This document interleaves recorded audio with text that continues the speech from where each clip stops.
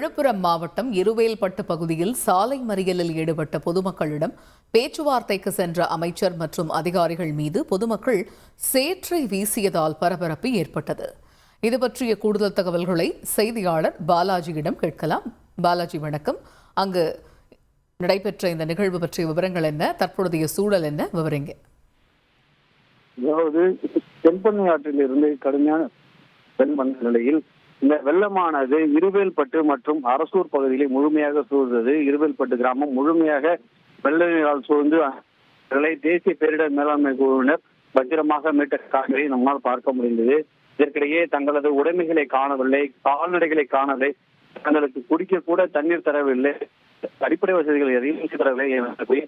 இருவேல்பட்டு கிராம மக்களும் அரசூர் கிராம மக்களும் சுமார் 4 மணி நேரத்திற்கும் மேலாக தொடர் சாலை மறியலில் ஈடுபட்டனர். எம்எல்ஏ, மாவட்ட ஆட்சியர், எஸ்பி உள்ளிட்ட பல்வேறு அதிகாரிகள் பல்வேறு நிலைகளில் அவர்கள் அங்கிருந்து கலந்து செல்வது முடிவே முடியாது என கூறிவிட்டனர். அமைச்சர் வரும் வரையில் தங்களது சாலை மறியல் போராட்டமானது தொடர்ந்து நடைபெறும் என கூறி வந்தனர். ஒரு கட்டத்திற்கு பிறகு அமைச்சர் பொன்முடி, அவரது மகன் எம்பி கௌதம சிகாமணி மற்றும் மாவட்ட ஆட்சியர், எஸ்பி உள்ளிட்ட அதிகாரிகள் இருவேல்பட்டு கிராம மக்களை நேரில் சந்தித்து அவர்களுக்கு ஆறுதல் கூறி நிவாரணப் பணிகள் மற்றும் அங்கு இருக்கக்கூடிய நிலைமைகளை நேரில் பார்வையிடுவதற்காக இருவேல்பட்டு கிராமத்திற்கு நேரில் வந்தனர். அவர்கள் வந்திருந்து சில வீடுகளை பார்வையிட்டுக் கொண்டிருந்த போது அங்கிருந்த ஒரு சிலர் அமைச்சர் மற்றும் அதிகாரிகள் மீது சேற்றை வாரி வீசினார்கள்.